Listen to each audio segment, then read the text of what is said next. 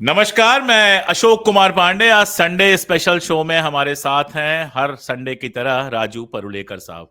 नमस्कार राजू भाई, कैसे हैं आप? नमस्ते। बस बढ़िया हूँ सर।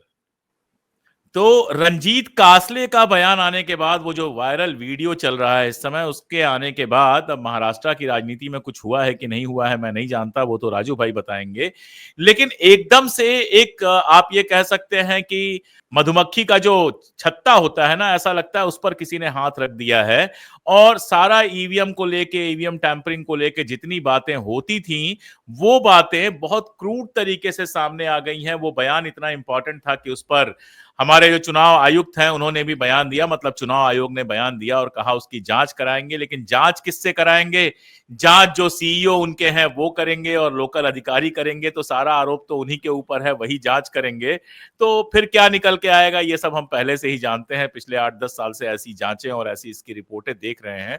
मामला क्या है समझते हैं राजू भाई, कोई सवाल नहीं है। ये मामला क्या है, कैसे है, जरा डिटेल में हम लोगों को समझा दीजिए। नहीं, कासले जो हैं उन्होंने 2 आरोप अलग-अलग किए हैं और वो हम्म। बहुत इम्पोर्टेंट है, उनको निलंबित किया है। लेकिन उनकी, मैं ये मानता हूँ कि उनकी जान को बहुत बड़ा खतरा है, हम्म। क्योंकि उनसे निपटने का इस सरकार के पास एक ही तरीका है और वो हमेशा यूज़ करते आए हैं, इस्तेमाल करते आए हैं, और वो तरीका उनकी जान को खतरा है, तो उनको बचाना बहुत ज़रूरी है। अब विपक्ष को ये मामला कैसे हाथ में लेना चाहिए वो मुझे नहीं मालूम, लेकिन लेना तो चाहिए, अभी तक लिया नहीं है। पहली बात। दूसरी बात, वो ये कह रहे थे कि ईवीएम को पूरी तरह से वहाँ से शिफ्ट कराकर एक जगह, और उन्होंने ये भी कहा कि ये सिर्फ हमारे यहाँ, यानी हमारी निर्वाचन क्षेत्र में, यानी धनंजय मुंडे के निर्वाचन क्षेत्र में यही हुआ, ऐसा नहीं है। हर जगह ये ईवीएम मशीन का जो हेरा-फेरी है वो होती रही है और इसमें काम करने वाले लोग भी वही है, और उनको जाने के लिए कहा जाता है, चुप रहने के लिए बताया जाता है, उसके लिए पैसे भी दिए जाते हैं।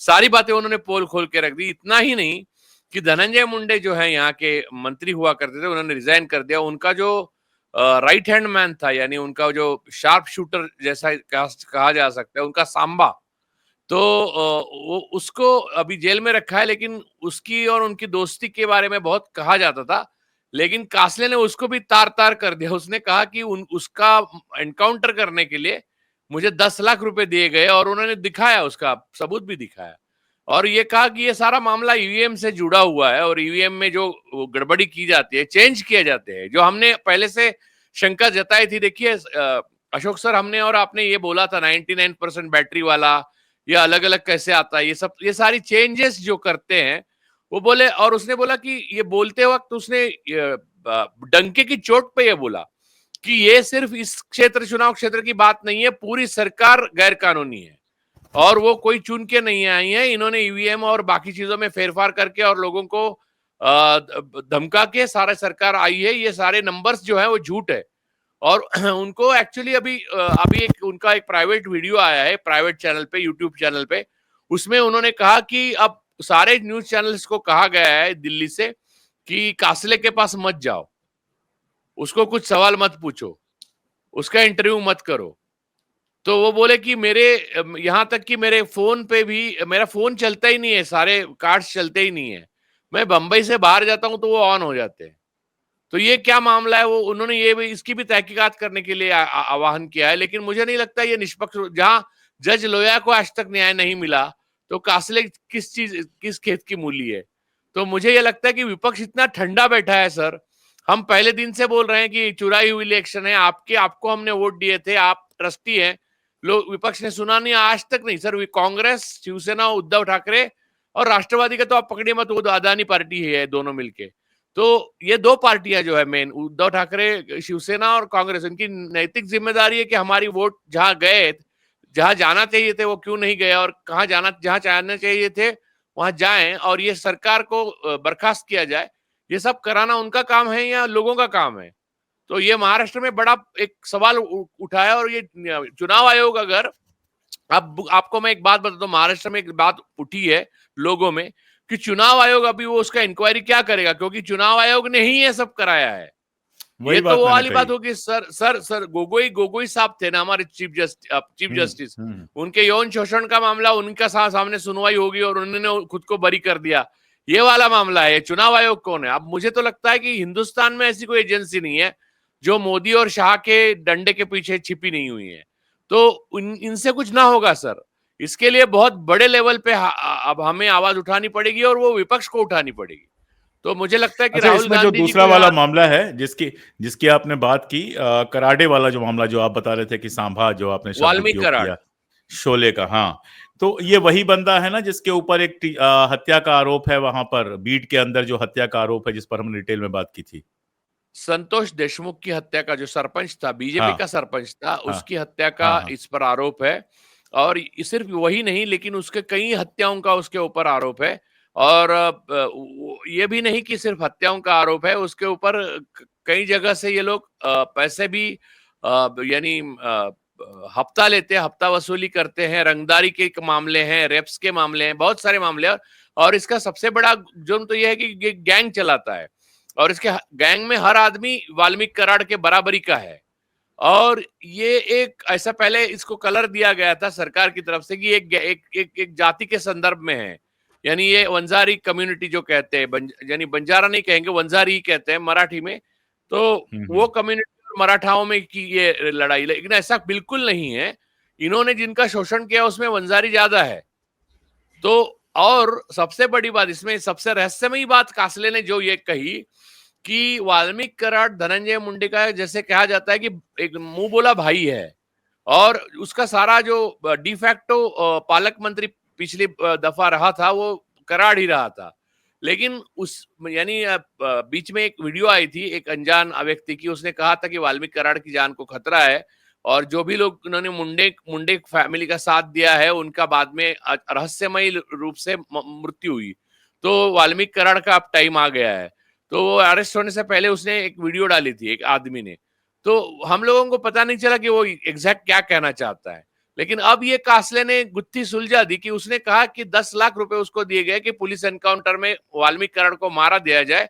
और ये उस सुपारी अन्य किसी ने नहीं, लेकिन धनंजय मुंडे ने ही दी थी, ये बात उन्होंने स्पष्ट किया। और वो उन्होंने डंके की चोट पर कहा, उन्होंने कहा मुझ पर सवाल मत उठाइए, सवाल उन पर उठाइए जिन्होंने जुर्म किया है। और उन्होंने ये भी कहा कि पूरी इलेक्शन महाराष्ट्र की लूटी हुई है, हम मुझे मालूम है, मैं आपको बता रहा हूं, तो मुझे आप क्या सवाल पूछ रहे हैं। तो आज से उनके पास जाने के लिए मनाही कर दी है एक चैनल्स को, और दिल्ली से आदेश आया है हिरेन भाई का कि जाए नहीं कोई, तो कोई नहीं जा रहा है।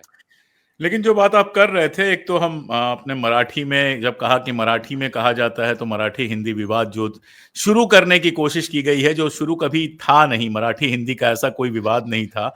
आप जानते हैं मैं महाराष्ट्र अक्सर आता रहता हूं और मराठी और हिंदी इतने आसपास हैं कि आराम से समझ में आती है, और जितनी हिंदी चाहिए उतना बॉलीवुड ने सिखा दिया है, उतनी हिंदी लोग बोल लेते हैं, अपने तरीके से बोलते हैं, जैसे हिंदुस्तान के दूसरे दूसरे इलाकों में अपने अपने तरीके से बोलते हैं। अब वहाँ अनिवार्य हिंदी शुरू करने की बात हो रही है कि पहली से 5वीं तक हिंदी पढ़ना ही पड़ेगा, यानी मराठी बच्चों पर एक और भार कि चलो एक और विषय पढ़ो। कोई भाषा सीखना बोलना एक चीज होती है, क्लास में पढ़ना एक चीज होती है। यूपी या एमपी या बिहार के बच्चों को मराठी या गुजराती या बंगाली या फिर कन्नड़ पढ़ने को नहीं कहा जा रहा है, लेकिन हिंदी को अनिवार्य किया जा रहा है, और इस पर कई सारे बयान भी आए हैं। हम अभी लौटेंगे, कराड़े की तरफ भी लौटेंगे, कुछ और सवाल आपसे पूछने हैं, लेकिन चूंकि आपने भाषा की बात की तो मुझे एकदम से ये सूझा कि ये सवाल भी पूछ ही लिया जाए। तो मुंबई तो एक इतना कॉस्मोपॉलिटन शहर है कि हिंदी जानने वाले को कोई परेशानी होती ही नहीं है, चाहे वो ऑटो में चले, चाहे कैब में चले, चाहे पैदल चले, चाहे ट्रेन में चले, उसको कोई फर्क नहीं पड़ता है। ये जबरदस्ती भाषा सिखा के क्या मिल जाएगा, और इसको लेकर महाराष्ट्र में किस तरह की प्रतिक्रिया है? सर अनेक जो भी प्रतिक्रियाएं आई हैं उसमें से मुझे संजय राउत साहब की प्रतिक्रिया सबसे सही लगी। उनका ये कहना है कि अंग्रेजी लिखी हुई पढ़ने को मुश्किल है अमित शाह और मोदी जी के लिए। MRS Adani MRS MRS MRS MRS MRS याद है मिसेस ना की आपको? जगह एमआरएस। हाँ, और अडानी की तो कुर्सी भी बदल गई थी इंटरव्यू, एक ही इंटरव्यू में, याद है आपको? हाँ, टेलीप्रॉम्प्टर था फिर भी कुर्सी बिल्कुल, बदल गई थी। कुर्सी तो बदल ये गई थी। सौभाग्य सिर्फ हिंदुस्तान के टेलीविजन के इतिहास में एक ही व्यक्ति को प्राप्त हुआ है। तो ये लोगों की जो मजबूरी है, जिनको भाषा नहीं आती गुजराती के सिवाय, हिंदी थोड़ी बहुत आती है, तो वो अपने इंफीरियरिटी को, अपने बौनेपन को लंबा यानी अच्छा करने के लिए वो पूरे कौम को और बच्चों को मेनली वो हिंदी सिखाना चाहते हैं, ऐसा दिखाना चाहते हैं कि राष्ट्र की भाषा हिंदी है, अंग्रेजी का कोई महत्व नहीं है। एक्चुअली सर होना ये चाहिए। एक्चुअली महाराष्ट्र में जो इंटेलेक्चुअल्स हैं और जो भाषा शास्त्री है उनसे बात की, तो उनका ये कहना था कि महाराष्ट्र के लोगों को बॉलीवुड की वजह से, गाने गुनगुनाने की वजह से, शेर वगैरह पढ़ने के, तो हिंदी तो थोड़ी आती ही है, यानी बच्चे को तो आती है, और हमको 5th स्टैंडर्ड के बाद हिंदी सिखाई जाती है 6 से। ऐसा नहीं मैं हिंदी सिखाऊं, आपको 2 चॉइस होते हैं, हिंदी 100 मार्क्स की या 50 हिंदी और 50 संस्कृत। वो मैंने संस्कृत भी सीखी और हिंदी भी सीखी। तो बात यह है कि ये एकदम आसान सा तरीका था, और आपने देखा प्रोडक्ट हम जैसे लोग हैं जो जितना थोड़ा बहुत हिंदी बोल लेते हैं, तो हमने बढ़िया हिंदी कृष्ण बोलते हैं, बहुत सारे हिंदी वालों से अच्छी हिंदी बोलते हैं, इसमें कौन सी बड़ी बात है। हमने बिल्कुल कृष्ण इसमत चुगताई वगैरह पढ़ लिया सर। तो बात मैं बिल्कुल। ये मानता हूं कि हमें तमिल एक एक सब्जेक्ट अगर कंपलसरी करना है, तो या आपको चॉइस दिया जाए, इंग्लिश एंड मराठी कंपलसरी, क्योंकि मातृभाषा मराठी है, इंग्लिश इंटरनेशनल लैंग्वेज है, और बाद में आपको तमिल से लेके, हिंदी से लेके, जर्मन, फ्रेंच, कोई भी भाषा एक आप ले सकते हैं ऑप्शनल, वो आप पढ़ सकते हैं। तो बच्चे हिंदी भी लेंगे, जिनको हिंदी चाहिए, जिनको इंटरनेशनल कुछ चाहिए वो फ्रेंच लेंगे, और जो चाहते हैं कि देश की एकता और अखंडता अक्षुण्ण रहे, वो संघ के बच्चे जो हैं वो तमिल सीखेंगे, मलयालम सीखेंगे, कन्नड़ सीखेंगे, है ना। तो ये जो बातें हैं, ऐसे इस तरह से देश को एक रखा जाता है, या आप इंपेरियलिज्म, हिंदी का जो साम्राज्यवाद लाद किया, यानी जबकि तमिलनाडु और महाराष्ट्र के जीडीपी से पूरी नॉर्थ इंडिया की बैठक बैठी हुई है, जो इनका हिंदी चोचले चल रहे हैं, सॉरी, यानी मैं आपको माफी चाहता हूं पांडे जी, आप उसमें नहीं है, मैं नहीं आपको नहीं, एक्सेप्ट। मुझसे कोई माफी मांगने की जरूरत नहीं है। आप जो कह रहे हैं बिंदास कहिए, आप अपने चैनल पे हैं। नहीं तो सर, ये बात ये है कि लोगों का यही भावना ये होती है कि ये चोचले चल रहे हैं, और हम पे उल्टा, हम लोग हमको कोतवा उल्टा डांट रहे हैं। तो ये गलत है हमारे ऊपर जबरदस्ती करना। हमारा एक तो पैसा, यानी आर्थिक रूप से हम पूरा नॉर्थ इंडिया का वो कर रहे हैं, भरपाई कर रहे हैं, और ऊपर से हमको एक लैंग्वेज जो आती है वो सिखाना नहीं आती, साउथ, एक्सट्रीम साउथ में नहीं आती। तो इनको लगता है इनकी सीट क्यों नहीं आती, क्योंकि मोदी शाह के भाषण लोग सुन नहीं पाते, क्योंकि वो हिंदी में, इंग्लिश हिंदी में बोलते हैं। तो अभी अभी अभी वो सीखेंगे कब पहली के बच्चे, और मोदी शाह कब तक रहेंगे जो उनके भाषण सुनने के लिए आतुर है। तो ऐसा कुछ भी नहीं है, ये सर साइकोलॉजिकली पागल लोगों का काम है, और ये उसी तरह से हो रहा है। जो शिक्षा शास्त्री इसमें है वो सारे, मुझे नहीं लगता है कि कोई सेन है, वो सारे पागल है। इसमें आरएसएस कल्ट जो है वो शामिल है, और वो सुविधा के लिए, अपने मास्टर्स के सुविधा के लिए, यानी अडानी, मोदी, शाह, उनको बहलाने के लिए ये कह रहे हैं कि सर हम फर्स्ट एक क्लास एक से। देश एक भाषा वाला कुछ प्रोजेक्ट है इनका, रहा है, पहले संस्कृत थी, बाद में सर हिंदी ले ऐसे आए। जबर सर यूरोपियन यूनियन भी एक ही है, लेकिन उनकी अपनी भाषा अलग अलग है। बिल्कुल अब बिल्कुल एक बात, बिल्कुल। और देखिए दुनिया में ऐसे कई देश हैं जिनकी एक भाषा होने के बाद भी वो अलग अलग देश बन गए हैं। जैसे इंग्लिश कई देशों की राजभाषा है, लेकिन वो देश अलग है। तो भारत को बांध के रखने के लिए किसी आधी पॉपुलेशन को आप मजबूर कर देंगे, उनको डिसरेस्पेक्टफुली ट्रीट करेंगे, आप जबरदस्ती करेंगे। एक तो जीएसटी वसूल रहे हैं आप, ऊपर से हमारा खून निकाल रहे हैं टैक्स लगाकर, उसे और 10 चीजें कर रहे हैं, और ऊपर से एक भाषा भी सीखने के लिए मजबूर कर रहे हैं। और ये सारी चीजें, और स्कूल बंद हो रहे हैं, वो अडानी फाउंडेशन को महाराष्ट्र में दिए जा रहे हैं, वो अलग, और महाराष्ट्र की जमीन अडानी को मिल रही है, और भाषा हिंदी हमको मिल रही है। हिंदी सीख के किसका क्या भला होगा सर? अगर पहली से अगर 5वीं तक हिंदी सीखा तो क्या करेगा वो बच्चा? छठी से हमने सीखा है, हम 10वीं कक्षा में थे तो मैंने हिंदी का बहुत साहित्य पढ़ चुका था, और जो चाहते हैं वो सब पढ़ चुके थे। हम लोग डिस्कशन करते थे, और हम लोग, और देखिए मैं मानता हूं कि अब समझ लीजिए मराठी एक भाषा है, उत्तर प्रदेश में अगर मराठी कंपलसरी की जाए तो उत्तर प्रदेश भी पता चलेगा कि बाबूराव बागुल, भाऊ उपाध्याय जैसे लोगों ने क्या लिखा है, रामदेव ढसाल की बिल्कुल कविता क्या है, नारायण सुर्वे क्या है। ये एकदम एक होती एकदम है, एकदम। ये एक बिल्कुल। तरफा प्यार, यानी ये रेप है सर। साउथ इंडिया पे नॉर्थ इंडिया का रेप हो रहा है ये, और ये सही नीति नहीं है, और इसको तुरंत रोकना देखिए, चाहिए। मुझे तो राजू भाई कई बार अफसोस होता है जब मैं महाराष्ट्र में जाता हूँ, आप जैसे दोस्त मिलते हैं, फर्स्ट क्लास हिंदी बोलते हैं, लेकिन मैं मराठी बोल नहीं पाता हूँ, बड़ी कोशिश करके समझ पाता हूँ। तो मुझे तो लगता है कि मल्टीलिंगुअल बनने की असल जरूरत जो है वो नॉर्थ इंडियंस की है। साउथ इंडिया हो गया, मराठी हो गए, ये लोग तो पहले से ही मल्टीलिंगुअल है, अंग्रेजी जानते हैं, अपनी भाषा जानते हैं, और काम चलाओ हिंदी जानते हैं, आराम से बात करने लायक। दूसरी बात जो आपने पढ़ने का कहा, अगर सरकार को वाकई इंटरेस्ट होता तो जो ट्रांसलेशन के प्रोजेक्ट्स हैं उनको बड़ा करती, ताकि एक जगह का लिटरेचर दूसरी जगह उनकी भाषा में पहुंचता और लोग पढ़ते। लेकिन ये सब उम्मीद तो, मतलब ये सब उम्मीद करना भी बेवकूफी लगती है अब। आपने नॉर्थ इंडियन वालों पर तो काफी हमला कर लिया, और स्वागत है उस हमले का, लेकिन ये बताइए कि घाट कोपर तो आपके मुंबई में है ना? और आपके मुंबई में घाटकोपर में एक मराठी आदमी को इसलिए कहा गया क्योंकि वो मटन खाता था, इसलिए उसको गंदा कहा गया। मुझे एक किस्सा याद आ गया, बहुत छोटा सुना लेने दीजिए। मैं बड़ौदा में था, नडियाद में पोस्टेड था और बड़ौदा में हमारे ऑफिसर रहते थे, वहीं के रहने वाले थे, नडियाद आते जाते थे। तो एक बार पास के गांव में मैं एक सर्वे के लिए गया, वहां पर ऐसे लोग थे जिनके नाम में सिंह और वगैरह था, नाम बिल्कुल हिंदू वाला था लेकिन थे मुसलमान। तो उन लोगों ने कहा कि साहब आप नॉनवेज खाते हो? तो मैंने कहा मैं तो खाता हूं। तो बोले मुर्गा है, घर का मुर्गा है, देशी मुर्गा है, बनवा रहा हूं। तो मैंने सर को फोन लगा दिया, मैंने कहा आज गुरुवार है, गुरुवार नहीं होता तो आपको बुला लेता और आराम से अच्छा मुर्गा खाने को मिलता। मराठी थे वो। तो उन्होंने मुझसे कहा कि अरे क्या करना है, गुरुवार नहीं शुक्रवार व्रत रह लूंगा, मैं आ रहा हूँ। और शाम को आए और हम दोनों ब्राह्मणों ने जो है, एक मराठी ब्राह्मण और एक नॉर्थ इंडियन ब्राह्मण ने आराम से बैठ के मटन खाया। नागपुर में जाता हूँ, शाहजी चिकन कभी नहीं छोड़ता हूँ। कोल्हापुर गया था, वहां जो पांडरा रसा और एक और रसा होता, इतना बढ़िया बना था। तो तामड़ा। महाराष्ट्र में तो हाँ, तामड़ा रसा तो इतना शानदार कल्चर है। आप तटीय इलाकों में, जिन इलाकों से आप लोग आते हैं, वहां सी फूड का इतना अच्छा कल्चर है। वहां इस तरह का विवाद होना कि एक मराठी को गंदा महाराष्ट्र के अंदर इसलिए कहा जा रहा है कि मटन खा रहा है वो, तो ये जो मतलब महाराष्ट्र को क्या बनाने की कोशिश की जा रही है सर? और बाकी सब तो अडानी सर को मैं दिया ही जा रहा है, वो एक कहाँ के हैं बताने की जरूरत नहीं है। नहीं, इससे पहले कि मैं शुरू करूं, इससे पहले बात बताता हूँ। गुस्से में मैंने कल 3 बार मटन खाया और आज 2 बार। मुझे तो आपसे मैं जलन हो रही है। बाहर बाहर हूं, मैं जा रहा हूं कह का। तो बात यह है कि सर सिर्फ मटन की बात नहीं है।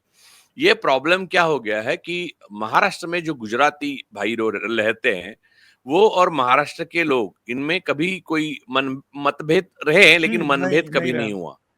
और भारत में जो मतभेद और मनभेद शुरू हुआ वो 2014 से ही हुआ, व्हाट्सएप ग्रुप से। तो वो वाली बात शुरू जब से हुई, तब से ये विश्वगुरु जो हमारे हैं, वो गुजराती भाइयों को हालांकि 23 साल रूल करने के बाद भी जिस तरह की गुजरात को बनाया है, वो आप जाके देखेंगे तो मॉडल कितना फेल है वो पता चलेगा। लेकिन लोगों को ऐसा उन्होंने फील कराया है महाराष्ट्र में, मुंबई में, जो मुंबई में रहते हैं, जहां संपन्न सिटी में, उनको फील करा है कि आप बहुत सुपीरियर रेस से हो। वो जर्मन वाली बात है ना, आर्यन रेस, वैसे गुजराती कुछ सुपीरियर रेस। एक तो आपको मालूम है सर, वेद वगैरह आपने पढ़े हैं, आप खुद ब्राह्मण हो, मैं ब्राह्मण हूं, मुझे हम लोग जानते हैं सर, ब्राह्मण वे कभी भी मांस नहीं खाते थे। ऐसी वक्त जैनिज्म के उदय के बाद हुआ, उससे पहले ब्राह्मण तो मांस खा ही थे रहे थे। तो बात यह है कि ब्राह्मणों का मांस से कोई लेना देना। बात दूसरी है कि जैनों का एक टेम्पल तोड़ दिया आजकल बुलडोजर से। मैं उस पर जैसे अगला जो सवाल पूछता मैं उससे। नहीं, आज बहुत मस्जिद बड़ा को जुलूस तोड़ने दिखाई के दे रहा बाद, है।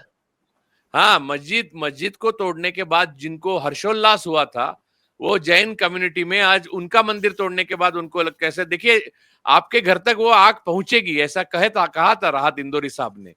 तो वो पहुंची उनके घर तक। तो उन्होंने जो नॉन वेजिटेरियन और वेजिटेरियन का वो जो उनका प्रॉब्लम है, वो प्रॉब्लम को अब महाराष्ट्र में, वो गुजरात यानी घाटकोपर में, एक मिनी गुजरात बोलते हैं, घाटकोपर है, विरार है, कई जगह है जहाँ गुजराती लोग ज्यादा रहते हैं संख्या में। महाराष्ट्रियन लोगों को उनसे कोई तकलीफ नहीं, प्रॉब्लम नहीं, कहना कुछ भी नहीं। सिर्फ अडानी को छोड़कर कोई प्रॉब्लम ज्यादा दिख नहीं रही है मुझे। लेकिन उनको प्रॉब्लम ये होने लगी है कि अब उनकी बस्तियां हो गई है, उन्होंने घेट्टो बना लिया है। वो जो गुजरात मॉडल है ना सर, मुसलमानों का अलग घेट्टो, यहाँ मराठी मुसलमानों का अलग घेट्टो नहीं होता है। मराठी मुसलमान, आपको मैं सोलापुर आएंगे तो सरफराज अहमद से मिलवाऊंगा। उन्होंने मराठी में बड़े बड़े ग्रंथ लिखे हैं, और कितने सारे मराठी मुसलमान हैं जिन्होंने मराठी में ही लिखते हैं, मराठी उनकी मातृभाषा है। तो यहाँ पर ऐसा नहीं है, गुजरातियों का वो अलग माइंडसेट 23 साल में इन्होंने साहब ने बनवा दिया है। तो उनको लगता है अपना घेट्टो होना चाहिए। तो घेट्टो में अब ये है कि महाराष्ट्र में मराठी आदमी एक दो तो रहेगा ही कहीं ना कहीं। पहले तो उनको घर देने से इनकार करते हैं, और पहले से रह रहे हैं तो उनको बहुत तकलीफ देते हैं। और हर जगह ये हो रहा है, कई सोसाइटी, सिर्फ घाटकोपर एक उदाहरण है। लेकिन और उनको वो कहते हैं ऊपर से कि हमारा राज है। अब ये काहे का राज है? यानी प्रधानमंत्री भारत के हैं या गुजरात के प्रधानमंत्री है? गृह मंत्री भारत के, गुजरात के? अडानी को बेचने की बेच रहे हैं जिस तरह से मुंबई को, बेच क्या रहे? हमारे पैसे से ही वो खरीद रहा है, बैंक के।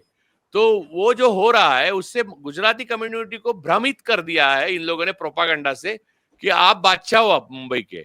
एक्चुअली वो है नहीं सर। वो वही पीसेंगे, वैसे ही पीसेंगे जैसे बाकी आम आदमी पीस रहा है। लेकिन उनको एक भ्रमित कर दिया है। तो इसमें मराठी और गुजरातियों में क्लेश होने लगा। तो एक नॉन वेजिटेरियनिज्म का मुद्दा है। अब देखिए, गुजराती भाई जो है वो वेजिटेरियन होंगे भी, मुझे उससे कोई आपत्ति नहीं है। और मैं मेरे कल ही मेरी एक दोस्त है, उनके भी सरनेम शाह है, वो जैन है। उनके साथ हमने खाना खाया, हमने नॉनवेज खाया, उन्होंने यहाँ जायका अवध फेस्टिवल चल रहा था तो वहां पर हम गए थे। ओह तो वाह उत्तर वाह भारत, वाह। वो जैन थी, मैं मराठी था, और हमने लुत्फ उठाया। लेकिन सर बात यह है कि ये जो विवाद है ये जानबूझ के पैदा किया जा रहा है ताकि ये हो कि महाराष्ट्र में महाराष्ट्र गुजरात मराठी गुजराती हो, भारत में हिंदू मुस्लिम हो, नॉर्थ और साउथ में वो हो। तो डिवाइडर वाली बात जो कही थी टाइम मैगजीन ने, वो एकदम सही डिवाइडर इन बैठती है चीफ। यहाँ पर। Divider in chief. तो बात यह है सर कि गुजराती लोगों को प्रोपागंडा से जब भ्रमित कर दिया, और महाराष्ट्रियन लोगों को लगता है सर अपनी मैं भूमि है, अपना राज्य एक है। मिनट रोकता हूं, एक मिनट रोकता हूं, उसके बाद यहीं से आप उठा लीजिएगा सवाल। देखिए गुजरात के अंदर तो ये घेटोइजेशन बहुत हाई लेवल का है। कड़वा पटेलों की अलग सोसाइटी, लेवा पटेलों की अलग सोसाइटी। एक बार अहमदाबाद में एक ऐसी ही सोसाइटी में मैं रात भर रुका था जहां लहसुन और प्याज अंदर सोसाइटी के अंदर लाना अलाउ नहीं है। सारी सुविधाएं हैं, लेकिन जो लोग मेरे साथ दिन में प्याज की पकौड़ी खा रहे थे वो घर आकर प्याज की पकौड़ी बना के नहीं खा सकते हैं या फिर चोरी छुपे ला सकते हैं। तो मैं बिल्कुल आश्चर्यचकित था। मैंने कहा ये घर तो मुझे फ्री में मिले तो भी मैं नहीं रहूंगा, क्योंकि जब आप नेशनल होते हैं, जब आप शहर में जाते हैं तो आप डाइवर्सिटी के लिए मरते हैं। हम तो सोचते हैं कि ऐसी सोसाइटी हो जिसमें एक बंगाली हो, एक मराठी हो, गुजराती हो, मुसलमान हो, ईसाई हो, सिख हो, ताकि सारे त्योहार मनाए जाएं, अलग अलग फ्लेवर चखे जाएं, कभी कोई खुशबू आए, कभी कोई खुशबू आए। यही नेशन का पूरा कंसेप्ट था। लेकिन इस कंसेप्ट को इतना ज्यादा, मतलब गुजरात के अंदर मैं कह सकता हूं कि कम से कम इतना ज्यादा डिस्टर्ब किया गया है कि अब मामला सिर्फ हिंदू मुसलमान का नहीं है कि हिंदुओं का अलग घेटो और मुसलमानों का अलग घेटो। हिंदुओं के अंदर भी पटेलों का है तो उसमें फिर दूसरों को नहीं देंगे, इनका है तो उनको नहीं देंगे। ये जो रेजिडेंशियल सोसाइटी जिस तरह से बन रही हैं और बंबई में जो कोशिश किया जा रहा है, मैं चाह रहा था कि आप अपनी बात में इसको भी ले लें, क्योंकि ये एक बड़ी हाँ, समस्या है और ये कल को बहुत बड़े क्या कहते हैं कांड क्रिएट कर सकती है, जिसके बारे में अभी लोग सोच नहीं पा रहे हैं। नहीं सर, बात यह है कि महाराष्ट्र में इसके बारे में कैसी फीलिंग है आपको बताता हूँ। एक तो महाराष्ट्र के लोग जो है, मराठी लोग, जो भाषावार, जो भाषा के हिसाब से प्रांत रचना हुई है, उसे महाराष्ट्र मराठी लोगों का है ऐसा मानना है। लेकिन वो कोई हक नहीं जता रहे, ऐसा नहीं कोई भी आके रह सकता है, ऐसा ऐसा भी नहीं है। लेकिन उनको ऐसा लगता है कि यार मैं मच्छी खाता हूं, यानी 78% इस देश में नॉन वेजिटेरियन लोग हैं, 80% करीब करीब। तो मैं मच्छी खाता हूँ, मटन खाता हूँ, तो मैं मच्छी और मटन अपनी ही सोसाइटी में, अपने ही राज्य में, जवान लड़का वो कंडोम लेने जाता है ना, वो ऐसे ऐसे पहले बात नहीं कर पाता, दूसरी दवाएं ले लेता है, धीरे धीरे बात करता है, वो चाहिए, ये चाहिए। ऐसा जीना अपनी सोसाइटी में खाने के लिए कोई करे, इससे बदतर क्या होगी जिंदगी अपने ही राज्य में। तो महाराष्ट्रियन ऑब्वियसली बहुत नाराज है, और वो बिल्कुल। नाराजगी उनकी, देखिए इसमें क्या है, भक्त लोग भी है, और जो राइट विंगर अदर पार्टीज है उनके भी लोग हैं। उनको ये समझ में नहीं आ रहा है, ये चाल सारी सारी चाल गुजरात कार्टेल की, वो जो सत्ता में है उनकी है। यहाँ पर लोगों ने वो किया नहीं है, पकाया नहीं है। और वो घेटो की बात जो आप कह रहे थे, वो मैंने खुद अनुभव किया है सर। मैं जब गुजरात जाता हूँ तो ज्यादातर मेरे जैन दोस्त हैं, उनके यहाँ रहता हूँ। तो मुझे पटेल दोस्त है, उनके फोन आते हैं। यहाँ पर ही भी धुलिया है ना महाराष्ट्र में, वहां उसके आगे शिरपुर है, तो वहां भी जैन्स भी रहते हैं, पटेल, अमरीश जी पटेल भाई का वहीं पर घर है।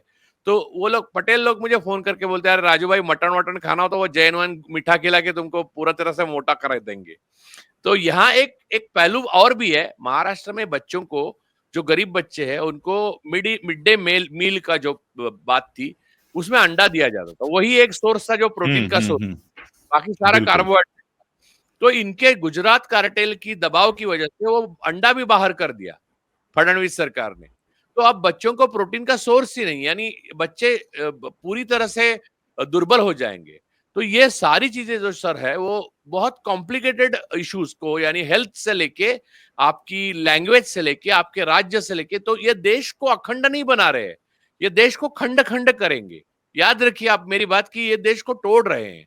आरएसएस सबसे बड़ी टेररिस्ट ऑर्गेनाइजेशन है, जिनका नया ऑफिस, पहली टेररिस्ट ऑर्गेनाइजेशन होगी जिसका राजधानी में इतना बड़ा ऑफिस हो रहा है, 7 स्टार ऑफिस। लेकिन मैंने पिछली बार भी कहा था, आज भी कहता हूं सर, ये ऑफिस का 3-4 साल में एक 7 स्टार होटल बनेगा, या तो फिर आने जाने वालों के लिए देखने के लिए एक म्यूजियम जैसा बन जाएगा। वो ऑफिस चल नहीं सकता सर, क्योंकि सृजन इनकी खून में ही नहीं है। ये डिस्ट्रॉय करने के लिए, ये नाश करना चाहते हैं। मनुष्य के प्रति जो नाता है, वो किसी खाने पीने, आपको एक और खतरनाक बात बताता हूँ, वो मेरी जो कल वो मैं एक बात कह रहा हूँ राजू भाई कि गुजराती लोग सबसे ज्यादा विदेश जाते हैं, सबसे ज्यादा विदेश जाते हैं, तो वहां क्या करेंगे? हाँ, नहीं वहां क्यों नहीं, वहां नहीं, वहां सब देखिए, अब मोदी जी इलॉन मस्क को एकदम दबकर लिखते हैं, और वो इलॉन मस्क लाइक और रिट्वीट भी नहीं करता उनके ट्वीट को, लेकिन यहाँ के दुर्बल को वो दबाते हैं, ऐसा दिखाते हैं कि मैं बहुत बड़ा विश्व गुरु हूं। वहां इलॉन मस्क ने उनका सर ट्वीट को रिट्वीट भी नहीं किया, जबकि टैग किया गया है उनको। तो बात मैं एक बताता हूँ, कल मेरी जो जैन दोस्त थी, वो मैं उसका सरनेम शाह था, लेकिन मैं पहला नाम नहीं बताता हूँ, क्योंकि ये ढूंढते रहते कि कौन यानी लिबरल लोगों से कौन नाता रखता है, गवर्नमेंट ऑफिसर। तो वो कह रही थी कि उनकी एक रिलेशन में लेडी थी, उनको खून की जरूरत पड़ी, तो खून उन्होंने कहा मैं मर जाऊंगी लेकिन खून नहीं लूंगी। तो इन्होंने पूछा क्यों भाई, क्यों आप खून कोई से क्यों नहीं? मुझे वेजिटेरियन आदमी का ही खून चाहिए। यहां भी नहीं सर, हिंदू मुसलमान भी नहीं, मुझे वेजिटेरियन आदमी का ही खून चाहिए। ये पता कैसे चलेगा कि वेजिटेरियन आदमी का है? आप बताइए सर, ये लेवल पे लोगों की मूर्खता पहुंच चुकी है। तो ये लोगों तक आरएसएस ले चुकी है। तो आपको ये लगता है कि ये कोई देश को आगे ले जाने वाली अखंड या स्वर्ण युग लाने वाली संगठन है, या लाने की कोशिश में है लोग? नहीं, ये भयानक है सर। मनुष्य को मनुष्य से तोड़ना, इससे बड़ा कौन सा पाप हो सकता है? ये कर रहे हैं सर, और रोज ये प्रॉब्लम है। और मुझे नहीं लगता सर, मैं आपको एक बात बताता हूँ, गुजराती कितनी भी अमीर हो या राजनीतिक प्रभावी हो, लेकिन एक दिन आएगा सर, महाराष्ट्र में मराठी लोग ही ज्यादा ताकतवर होंगे, ज्यादा बहुसंख्य होंगे। उस दिन, वो मैं चाहता हूं कि वो दिन ना आए, कभी ना जब आए। इनके बीच में, हाँ, कभी ना आए, ये मैं नहीं चाहता। तो ये बात अभी सबके खून गर्म है, अंदर उबल रहा है सर। और ये बात पूरी तरह से, और ये जो इनका जो साम्राज्य है, आरएसएस को लगता है उन्होंने खड़ा किया 11 साल में, वो ऐसा ढहेगा कि उनको भी पता नहीं चलेगा रात में कि ढह चुका है। इतना खोखला है वो अंदर से, क्योंकि उसमें जोड़ा नहीं गया है सर, सबको तोड़ा गया है सिर्फ अंदर तोड़ा से। गया, सिर्फ तोड़ा गया। साउथ का नॉर्थ से भिड़ा दो, गुजराती को मराठी से भिड़ा दो, किसी को किसी से भिड़ा दो, सिवाय इसके और हो क्या रहा है? Exactly sir. और दूसरी बात यह है कि इनके राजनेता जो है, अभी महाराष्ट्र में जो गवर्नमेंट चल रही है, जो वापस मैं वो मुद्दे पे आता हूँ, जो वाल्मीकि कराड़ के साथ हो रहा है, वो हर जगह आका है, आका का आका है, और आका का और एक आका है, और सबके आका दो बैठे हैं, वो दिल्ली में बैठे हैं, और उनका आका है वो अहमदाबाद और मुंबई और दिल्ली रहता है, और उसके लिए अमेरिका का आका पकड़ा है, और उसको अभी वो रिट्वीट नहीं कर रहा है, और उसका जो आका है वो तो बात ही नहीं कर रहा है। तो ऐसी स्थिति है ये दुनिया की, और इस दुनिया में हम रह रहे हैं। अगर आदमी पागल ना हो जाए तो क्या होगा सर? मैं तो पागल होने के कगार पे हूँ। ये देख के मुझे लगता है ये सरियल स्टोरी चल रही है। नहीं नहीं, पागल होने की जरूरत नहीं है। यही वो टाइम है जिस समय खुद को सेन बनाए रखने की जरूरत है सबसे ज्यादा। एक आखिरी सवाल ले लूं, आपने उस पर बात तो की है, लेकिन फिर भी, कि ये इतना बड़ा मामला कासले ने उठाया है, लेकिन अभी तक विपक्ष के किसी राज्य स्तर के या देश स्तर के बड़े नेता का कोई बयान इस पर नहीं आया है। इसका क्या मतलब है? सो सर गए मुझे हैं लगता या फर्क ही नहीं पड़ता है? सर 3 वर्जन है अपने पास। तीनों वर्जन में बता देता हूँ एक एक लाइन में। मेरे कई दोस्त है जो बहुत ही अपनी विफलता महसूस कर रहे हैं अपनी लड़ाई में। वो कहते हैं कि ये सब मिले हुए हैं। पहला वर्जन, यानी ये कांग्रेस को और इनको सब अरविंद दूस- अरविंद केजरीवाल वर्जन सब मिले हुए हैं जी। वाली अरविंद केजरीवाल वर्जन एक एक वाले। दूसरी वर्जन ये है कि विपक्ष को लोग लड़े, उनका खून बहे, और अपने आप सत्ता मिले, यह चाहते हैं। खुद अपने बच्चों को घर पे रखना चाहते हैं, और विपक्ष के नेता जो है रास्ते पे उतरना नहीं चाहते, उनकी आदत निकल चुकी है। और ठीक है। तीसरा जो वर्जन है, उसमें ये कहा जाता है कि ये कासले का मामला है, वो उठाने के लिए दो पार्टियां उठाएंगी, अपने ये नहीं उठाएंगे, पवार साहब नहीं उठाएंगे, क्योंकि उनके, मैं आपको बता दूं, उनके चुने हुए विधायक थे, है उत्तम राव जानकर। उन्होंने मरकड़वाड़ी का जो मॉडल किया, उसमें 1.5 लाख लोगों का एफिडेविट लेकर एक बुक बनाई। वो बुक मेरे पास, उसकी कॉपी एफिडेविट है कि मैंने इनको वोट दिया, जबकि वो जीत चुके 13,000 वोटों से। लेकिन उन्होंने कहा कि मैं 13,000 से जीत ही नहीं सकता, मुझे बहुत ज्यादा वोट मिलेंगे, और उन्होंने एफिडेविट से सिद्ध कर दिया। लेकिन उनको दबा दिया पवार ने, क्योंकि वो अडानी वाला मामला वो सेट करना है ना, वो सब करने के लिए उनको, हम्म। उनकी आवाज गायब हो गई सत्ता सभी जगह से। तो बात यह है सर, यहां पर हर जगह पर दो पार्टियों को जिनको लड़ना है, वो उद्धव बाल ठाकरे शिवसेना और कांग्रेस, और दोनों का केडर जो है वो संभ्रमित है। उनको पता नहीं है कि ऊपर से, यानी यहाँ पर उद्धव साहब से क्या आदेश आएंगे इसकी इंतजार में सब लोग हैं, और उधर राहुल गांधी की तरफ से क्या आदेश आएंगे। अगर राहुल गांधी की तरफ से वेणुगोपाल के आदेश आएंगे, खरगे जी के आदेश आएंगे, जयराम रमेश जी के आदेश आएंगे, या किसके आदेश आएंगे, ये अब किसी को पता नहीं है। तो कांग्रेस के सारे नेताओं, महाराष्ट्र के करीब करीब सारे नेताओं मैं संपर्क में हूं, तो वो सब इंतजार कर रहे हैं कब आकाशवाणी हो, हम लड़ना शुरू करें। लेकिन आकाशवाणी हो ही नहीं रही है। वो वाली बात सर, अपने शरद जोशी साहब थे ना लेखक, वो कहते थे कि जब समस्या आती है तो सरकार ठोस कदम उठाती है, कदम इतने ठोस होते हैं कि उठ ही नहीं पाते, वैसे कांग्रेस का उठ ही हुआ है। नहीं पाते हैं। मुझे लगता है कि अब ज्यादा कुछ कहने की जगह इसी नोट पे मैं बात खत्म करता हूं और बस इतनी अपील करता हूं कि भाई लोग, अपने घर में जो खाना है खाओ, नहीं खाना है मत खाओ। प्याज नहीं खानी एकदम मत खाओ, कोई जबरदस्ती नहीं खिला रहा। लहसुन नहीं खानी वो भी मत खाओ, आलू मत खाओ, कुछ मत खाओ। पानी पी के रहो, ये तुम्हारी मर्जी है। लेकिन दूसरे के घर में झांकने की आदत बंद करो भाई। दुनिया खाखड़ा फाफड़ा खा के ही नहीं जीती है, दुनिया में बहुत कुछ खाया जाता है।